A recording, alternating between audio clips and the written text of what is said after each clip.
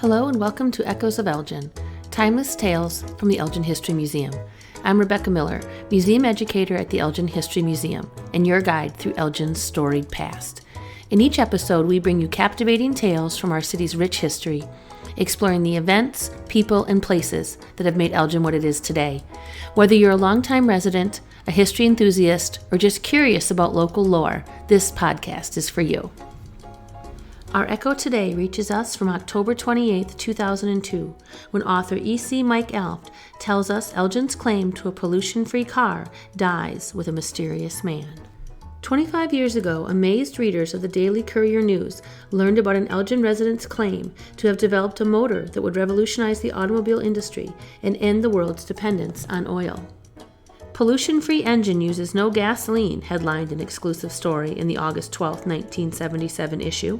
The inventor, who asked to remain anonymous, claimed to have 39 patents and was ready in a local plant for production by October 1st. The engine was powered by a nuclear fusion reaction of gallium and deuterium. He said he had installed one engine in a car that he often drove on Elgin streets. The many doubters who called the newspaper and used the terms ridiculous and asinine to describe their reaction were reminded that the Courier News was merely reporting what the man had said.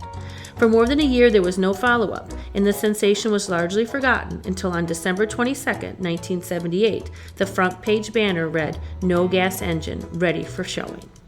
After a preview for the mayor and city manager, the engine was publicly displayed in a former automobile dealership showroom at 161 South Grove Avenue, and the inventor identified himself as Rory C. Johnson, who had been a lathe operator at Elgin Sweeper Company. The engine, called the Magnatron, was mounted in an old Chevrolet. It turned belts to operate an alternator and power steering unit, but it was not connected to the drive shaft. Johnson said this was necessary for safety reasons. Skeptics expressed disbelief because the concept was contrary to the laws of physics. An Elgin physicist couldn't understand how the government could have spent millions to construct a fusion reactor and failed, but somehow one man could solve the problem.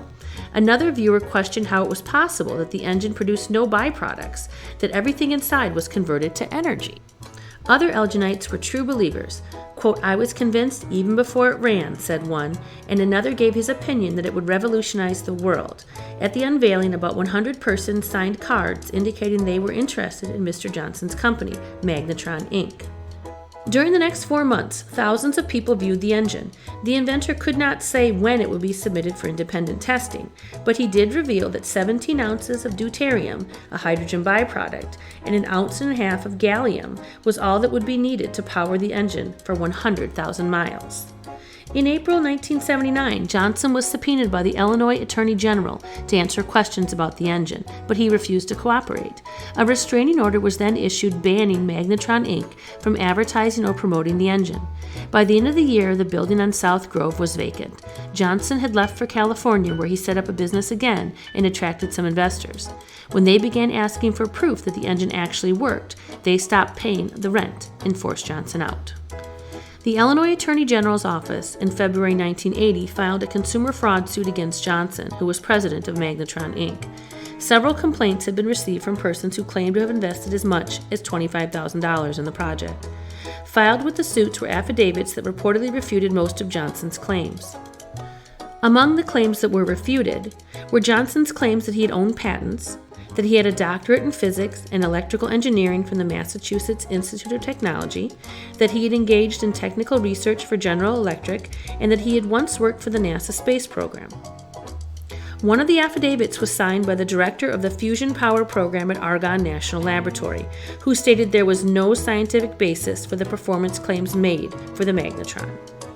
Elgin would not become renowned as the production site of the Magnatron. The dream of a gasless car ended with the death of Rory C. Johnson in Garden Grove, California on April 8, 1980. He is buried in Elgin's Bluff City Cemetery. Thank you for joining us on this journey through Elgin's history. If you enjoyed this episode, please consider subscribing to our podcast and leaving a review wherever you listen.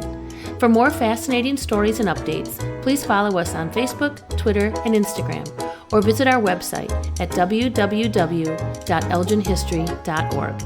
Thank you for listening, and remember, history lives on in the echoes of Elgin.